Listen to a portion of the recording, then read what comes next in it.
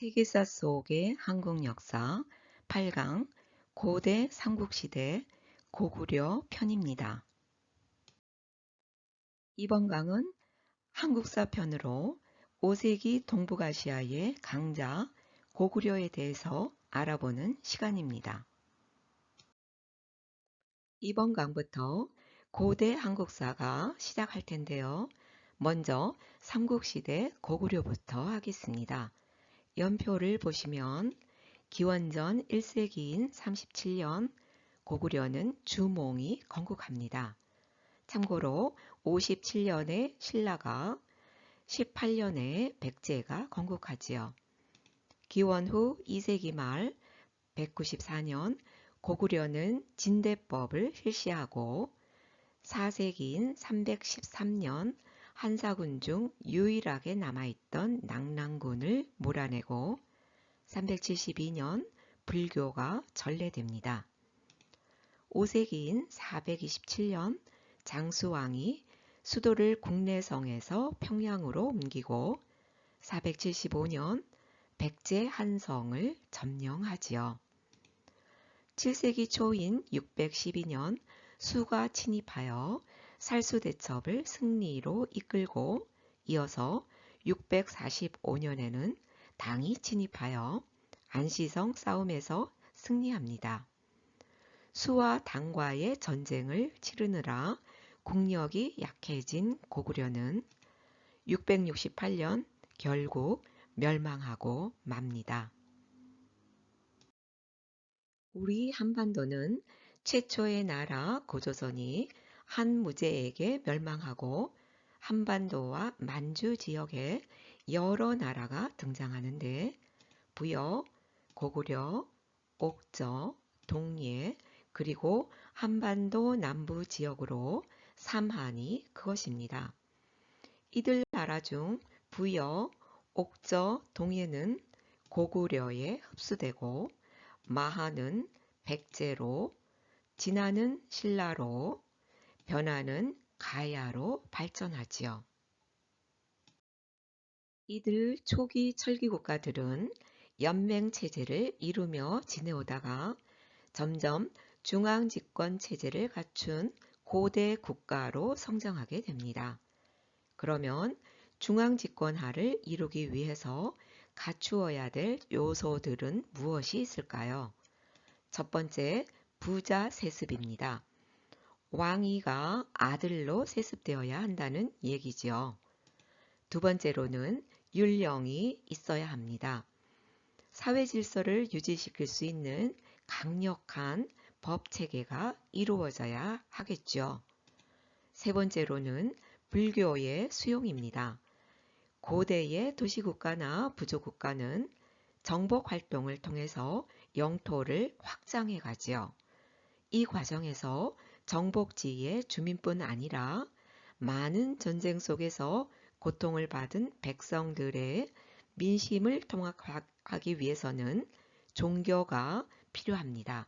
따라서 우리 한반도의 고대 국가는 중국으로부터 불교를 수용하게 되지요. 이 세 가지 요소가 충족되면 드디어 중앙집권화를 이룰 수 있는 바탕이 됩니다. 그럼 우리 한반도 고대 국가의 중앙집권화는 어떠했을까요? 우선 삼국의 건립 순서를 보면 신라가 기원전 57년으로 제일 먼저이고 두 번째로는 기원전 37년에 건국된 고구려이지요. 마지막으로 기원전 18년 백제가 건국됩니다. 이렇게 건립 순서로 보면 신라, 고구려, 백제 순이지만 중앙집권 국가로 형성된 순서는 조금 다르죠. 고구려가 제일 먼저인데요. 이는 발달된 문화를 가지고 있던 중국과 접해 있는 지리적 이점 때문이지요. 두 번째로 백제입니다. 백제 역시 중국과의 교류가 용이한 점 때문이고 제일 마지막으로 건국은 제일 먼저였지만 발달된 문화 수용이 지리적 요인으로 늦어진 신라입니다.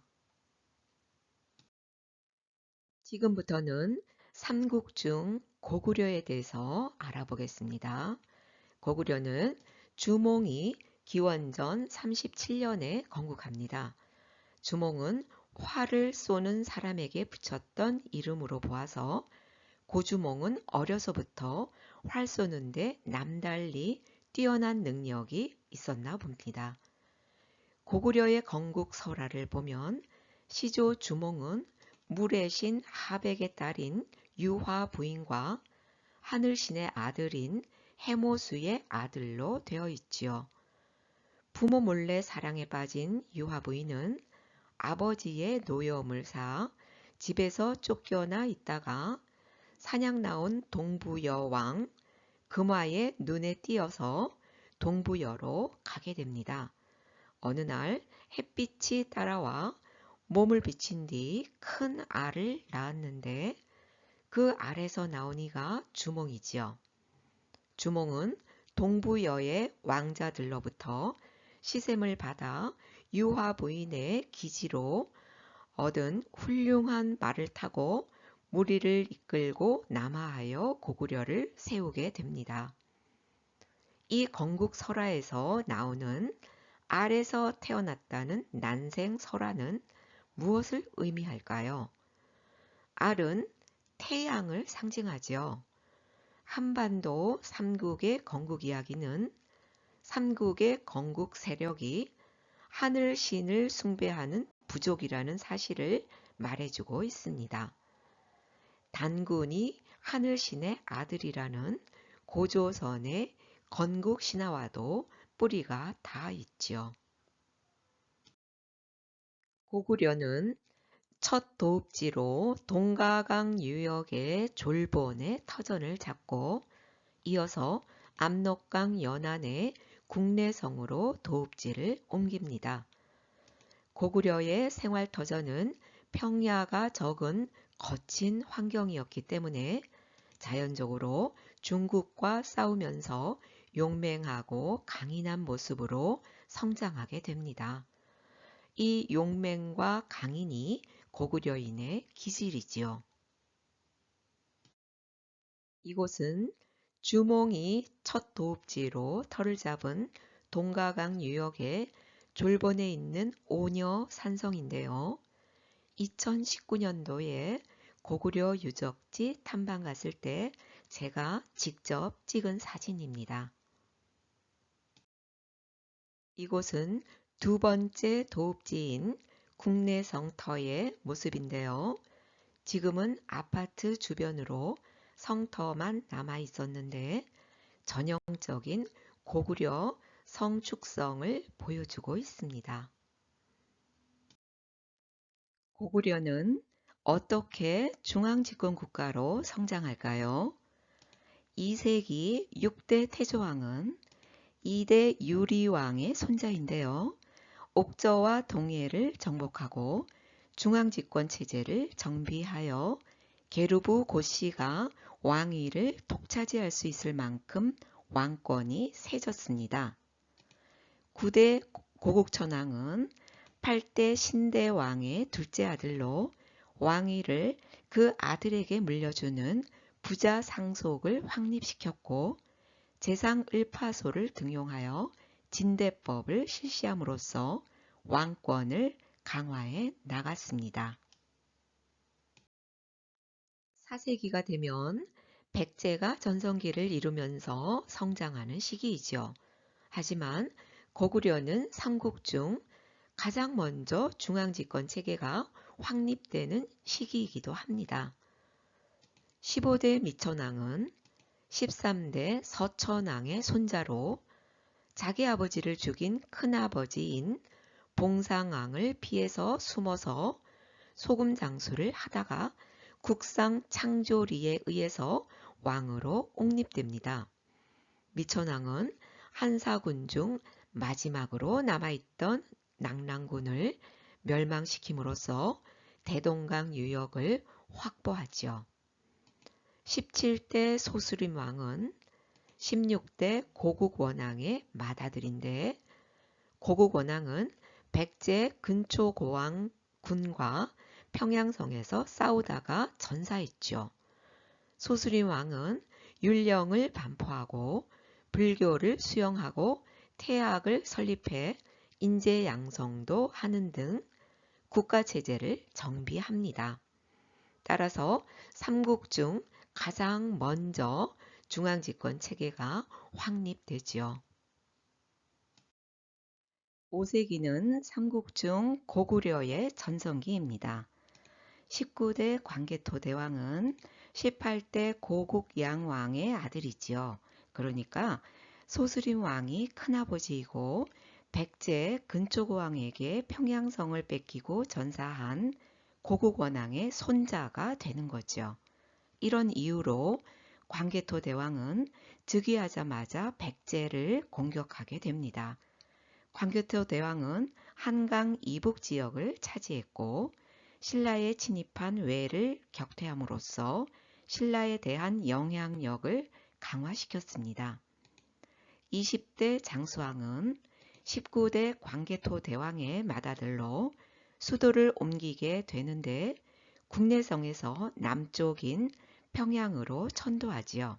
이것은 남진 정책의 상징성인데 이 장수왕의 평양 천도는 삼국의 형세에 큰 영향을 끼칩니다. 백제와 신라는 이를 견제하기 위해 나제 동맹을 맺고 고구려에 대응하게 됩니다. 그럼에도 불구하고 장수왕은 남한강 유역까지 점령하고 충주에 고구려비를 세웁니다. 이렇게 5세기는 고구려가 전성기를 이루는 시기이지요. 이 지도는 5세기 고구려 전성기 때의 지도인데요. 고구려는 광개토 대왕 이래 세력이 강해지기 시작하여 장수왕을 거쳐 21대 문자왕에 이르는 동안 판도가 넓어지고 세력은 더욱 강성해져 대국으로 발전하였습니다. 장수왕의 손자인 문자왕 때 북부여의 투항을 받아들이고 광개토 대왕 때는 동부여는 고구려에 병합되지요. 거란 후연을 격파하여 요동 지역을 확보함으로써 만주 지역의 주인공으로 등장합니다. 장수왕은 국내성에서 평양성으로 천도하여 남진 정책에 의해서 한성을 공격하여 함락하고 남한강 유역까지 진출하게 되지요. 5세기 고구려는 북조의 북이와 남조의 송과 다중적인 외교관계를 통하여 안정된 상태를 유지합니다. 따라서 5세기 고구려는 자타가 공인하는 동북아시아의 최강국이었고 고구려인들은 한치의 의심도 없이 스스로 천하의 중심이라고 자부하였습니다. 이것은 광개토 대왕릉비입니다. 중국 지린성 지안형 퉁거우에 있는 비로 중국에서는 호태왕비라고 부릅니다. 비는 응회암의 사면석으로 자연스러운 긴 바위의 모습을 하고 있고 대석과 비신으로 되어 있는데 비신이 대석 위에 세워져 있으나 대석과 비신 일부가 땅 속에 묻혀 있습니다. 높이는 6.39m이고 너비는 1.38에서 2m, 측면은 1.35에서 1.46m로 불규칙합니다. 내면에 걸쳐 1775자가 새겨져 있고 본래는 비석만 있었으나 1928년에 지반형 지사 유천성이 2층형의 소형 보호비각을 세웠고 다시 1982년 중국 당국이 단층형의 대형 비각을 세워 비를 보호하고 있습니다. 비문의 내용은 세 부분으로 구성되어 있는데 첫째 부분은 고구려의 건국 신화와 추모왕, 유류왕, 대주류왕 등의 세계와 광개토왕의 행장을 기록해 놓았고 둘째 부분에는 광개토왕 때 이루어진 정복 활동과 영토 관리, 즉 만주 정복, 백제 정벌, 신라 구원, 동부여 및 숙신 정벌에 대한 내용들을 연대순으로 기록해 놓았습니다. 셋째 부분은 능을 관리하는 수묘인 연호의 숫자와 차출 방식, 수묘인의 매매 금지에 대한 규정입니다. 이 부분은 고구려 수묘제의 실상과 함께 수묘인의 신분 등 사회사 연구에 중요한 자료이지요. 이곳은 장군총인데요. 광개토 대왕릉비에서 가까운 거리에 있는 고구려의 계단식 돌무지 무덤인 적석총입니다. 고구려의 무덤은 압록강 중류의 통구지방과 환인지방, 대동강 유역의 평양지방에 주로 밀집 분포되어 있습니다. 특히 장군총은 규모가 태왕릉, 천추총 다음으로 큰 최대형급인데다가 많은 적석 무덤 중에서도 잘 다듬은 화강석으로 7층이나 되는 높이로 축조되었고 형체가 가장 잘 남아있기 때문에 더욱 유명하게 되었습니다. 위치는 광개토 대왕 능비가 서 있는 지점으로부터 약 1km 거리에 있고 무덤이 위치한 자리는 주위에 잔자갈을 넓게 깔아서 일정한 넓이의 묘역을 만들었고 이 묘역 밖 뒤편으로 배총군이 있습니다. 장군총은 기단 계단식 석실 적석총에 포함되고 무덤은 화강암으로 7층의 피라미드형을 만들었습니다. 석재는 화강암을 장대석으로 규격에 맞게 자른 다음 표면을 정성 들여 갈아서 만들었는데 이 장대석들은 모두 1100여 개에 달한다고 합니다. 무덤의 정상부에는 돔형의 기단석에 돌려가면서 둥근 구멍이 21개 뚫려 있어서 난간을 설치한 흔적으로 보고 있고 이것은 제실인 향당이 세워졌었다는 설이 있습니다. 장군총의 주인공에 관해서는 많은 연구자들의 추정이 있었으나 북한의 학자들은 대체로 의견이 통일되어 태왕릉을 광개토 대왕릉으로 장군총을 장수왕릉으로 추정하고 있고 또한 장군총이 소재하고 있는 중국에서도 이와 같이 추정하고 있습니다. 이것은 중원 고구려비입니다.